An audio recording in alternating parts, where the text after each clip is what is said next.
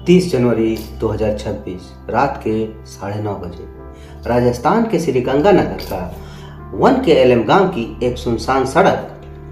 कभी कभी जिंदगी की सबसे खूबसूरत शुरुआत मौत की सबसे क्रूर सजा बन जाती है। एक नई शादी, 3 महीने का साथ, शाम की वो सामान्य वॉक और फिर एक ऐसी रात जहां प्यार ने नहीं बल्कि बेवफाई ने गला घोट दिया। ये कहानी है आशीष कुमार की, एक ऐसे लड़के की जो अपनी पत्नी पर पूरा भरोसा करता था, लेकिन वो भरोसा एक 7 साल पुराने अफेयर की आग में जलकर राख हो गया। राजस्थान के श्रीगंगानगर में जहां बॉर्डर की हवा में ठंडक है, वहां की एक सुनसान सड़क पर एक शादीशुदा जोड़े की शाम हमेशा के लिए बदल गई। क्या हुआ था उस रात?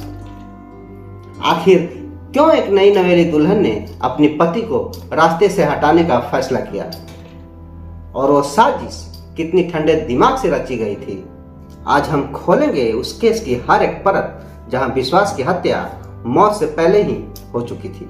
ये केस है अंजलि और मनीष के मर्डर का। राजस्थान का वह हनीमून मर्डर केस जो सोनम राजवंशी केस की याद दिलाता है, लेकिन उससे भी डरावना। अगर आप तैयार हैं सच जानने के लिए तो चलिए शुरू करते हैं। 30 जनवरी 2026 राजस्थान का वो सीमावर्ती इलाका श्रीगंगानगर, जहां से पाकिस्तान बॉर्डर सिर्फ 30 किलोमीटर दूर है। गांव 1KLM रावला मंडी के पास। यहाँ की शांत रातें और हवा में ठंडक होती है, और यहाँ के लोग डिनर के बाद अक्सर घूमने के लिए बाहर निकलते हैं। 30 जनवरी 2026 की वो शाम भी ऐसी ही लग रही थी। 27 साल का आशीष कुमार, जो एक MCOM ग्रेजुएट था और अपने गांव में ही रहता था। आशीष अपनी पत्नी अंजलि के साथ घर से निकला। अंजलि 23 साल की BCom पास लड़की थी जो सादुल शहर की रहने वाली थी। दोनों की शादी अभी 3 महीने पहले ही हुई थी, यानी कि 30 अक्टूबर 2025 को।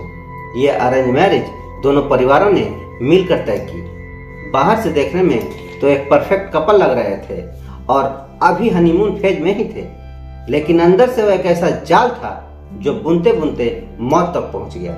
आशीष को क्या पता था कि इवनिंग वॉक उसकी जिंदगी की आखिरी वॉक होगी, और वो जो साथ चल रही थी वो उसकी जीवन साथी नहीं बल्कि उसकी मौत की साजिश करता थी। इस केस को अब हनीमून मर्डर 2.0 कहा जा रहा है, क्योंकि ये सोनम राजवंशी से इतना मिलता जुलता है, जहां नई नवेली दुल्हन ने प्रेमी के साथ मिलकर पति को रास्ते से हटाया। लेकिन यहाँ की कहानी और भी डार्क है, क्योंकि यहाँ अफेयर 7 साल पुराना था और परिवार को सब कुछ पता था, लेकिन परिवार की एक गलती ने सब कुछ खत्म कर दिया।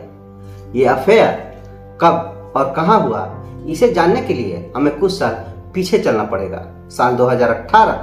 तब अंजलि की उम्र 16 साल थी, जो सादुल शहर में रहती थी। वो एक शादी के फंक्शन में गई थी, जहां उसकी मुलाकात संजय उर्फ संजू से हुई। संजू का उम्र 25 साल था, जो वेटर का काम करता था और जगदम्बा कॉलोनी का रहने वाला था। सिंपल बैकग्राउंड का था। दोनों का अफेयर यहीं से शुरू हुआ। वो जो टीन एज वाला प्यार होता है ना, छिप छिप के मिलना, फोन पर बातें करना। लेकिन ये अफेयर सिर्फ किड्स प्ले नहीं रहा, ये 7 साल तक चला। अंजलि के परिवार को भी इस प्यार के बारे में सब कुछ पता था।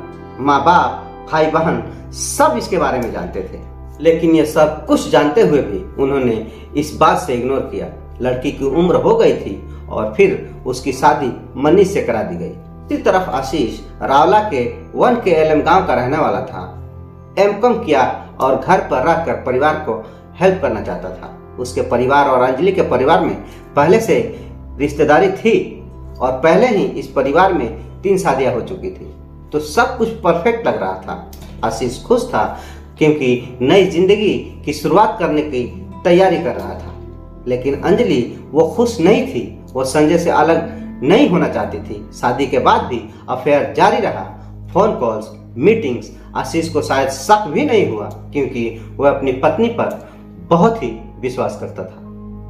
शादी के बाद अंजलि ने श्रीनगर में MA करने का प्लान बनाया। बहाना था पढ़ाई का, लेकिन असल में संजय से मिलते जुलते रहना चाहती थी। लेकिन आशीष ने इस बात से मना कर दिया, शायद ये सोचकर कि घर पर रहेगी, फैमिली लाइफ एंजॉय करेगी। यह वह पॉइंट था जिस पर अंजलि और चिढ़ गई। उसके बाद अंजलि ने अपने मायका जाना शुरू कर दिया। वहां संजय से मिलती 16 दिन पहले ही, यानी कि जनवरी के मिड डे में वो मायके गई और वहां यही प्लान फाइनल हुआ। संजय ने अपने दोस्तों को शामिल किया, रोहित उर्फ रॉकी जिसका उम्र 20 साल और वो सादुल शहर का ही रहने वाला था, और दूसरा बादल उर्फ सिद्धार्थ, उसकी भी उम्र 20 साल थी, वह जगदम्बा कॉलोनी का रहने वाला था। उन्होंने उस जगह की रेकी भी की जहां इस खतरनाक प्लान को अंजाम देना था। यह कोई फॉल्स क्राइम नहीं थी, ये एक प्री प्लान्ड मर्डर था। इस मर्डर को एक्सीडेंट में बदलने का पूरा प्लान किया गया था। जरा सोचिए दोस्तों, एक लड़की जो 7 साल से प्यार में है, परिवार जबरदस्ती शादी करा देता है, लेकिन क्या ये जस्टिफाई करता है? यह मर्डर नहीं, ये विश्वास की सबसे बड़ी हत्या थी। आशीष ने क्या गलती की थी? वो तो बस एक अच्छा पति बनना चाहता था, जिसके लिए आशीष ने अपने तरफ से हर तरह से कोशिश की, लेकिन अनहोनी को कौन टाल सकता है। अब आते हैं उस रात पर, 30 जनवरी 2026, शुक्रवार शाम करीब 9 बजे आशीष और अंजलि ने डिनर किया जैसे रोज करते थे। आशीष ने अंजलि से कहा, चलो वॉक पर चलते हैं। यह उनकी डेली रूटीन थी। गांव की सुनसान सड़कें जहां कोई ट्रैफिक नहीं, वो दोनों निकले, हाथ में हाथ डाले, लेकिन अंजलि के दिमाग में कुछ और ही चल रहा था। वो फोन पर संजय से कनेक्ट थी, लोकेशन शेयर कर रही थी, सिग्नल दे रही थी। सिद्धार्थ नगर के पास एक सुनसान स्टेज पर झाड़ियों में छिपे थे संजय, रोहित और सिद्धार्थ। जैसे ही कपल वहां पहुंचा, अंजलि ने सिग्नल दिया, शायद एक मिस कॉल या मैसेज रहा होगा, और फिर हमला कर दिया गया। पहले आशीष को डंडों से मारा गया और उसके बाद एक रॉड से उसके सर पर जोर से मार दिया गया, जिसकी वजह से आशीष वहीं पर गिर पड़ा, लेकिन आशीष मरा नहीं था। फिर संजय ने मफलर से आशीष का गला घोट दिया, जिसकी वजह से आशीष की मौके पर ही मौत हो गई। इतनी क्रूरता की मौत भी शर्मा जाए। अंजलि वहां खड़ी होकर सब कुछ देखती रही और बाद में वह बेहोशी का नाटक करने लगी। उन्होंने अंजलि के गहने लूटे ताकि लगे रॉबरी की गई है, और फिर वहां से भाग गए।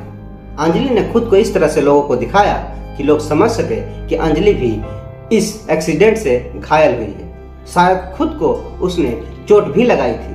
अगली सुबह 31 जनवरी को आशीष के अंकल वजीर चंद ने बॉडी देखी जो सड़क पर पड़ी थी। आशीष की बॉडी देखने के बाद उस पूरे गांव में हलचल से मच गया।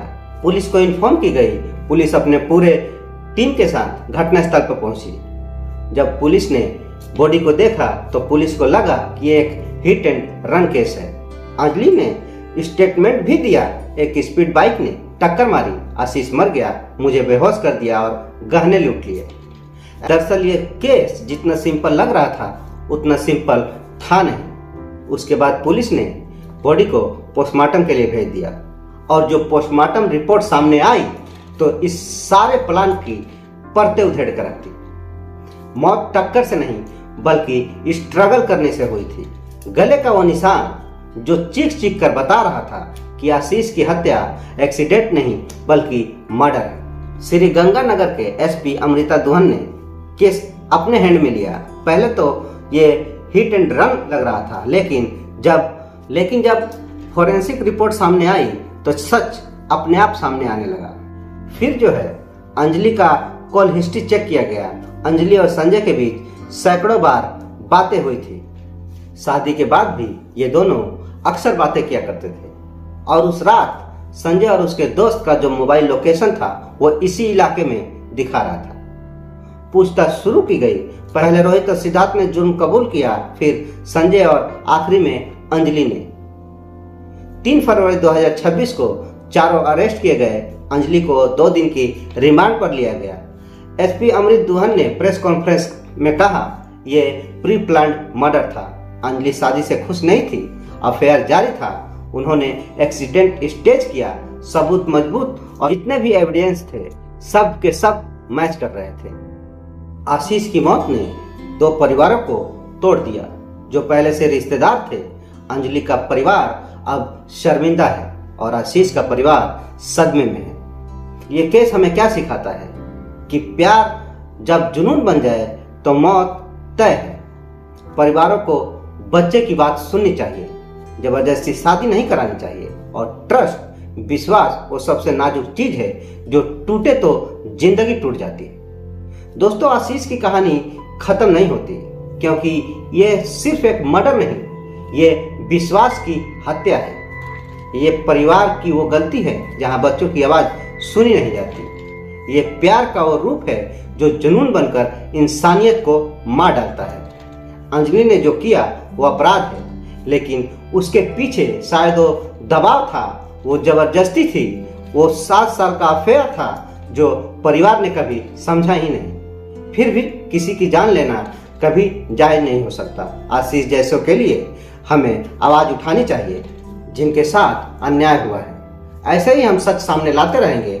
अगर ये स्टोरी आपको छू गई तो कमेंट जरूर कीजिए, सब्सक्राइब कीजिए और बेल आइकन दबाइए, ताकि ऐसे ही सच्ची और अच्छी कहानी आप लोगों के सामने हम लाते रहें।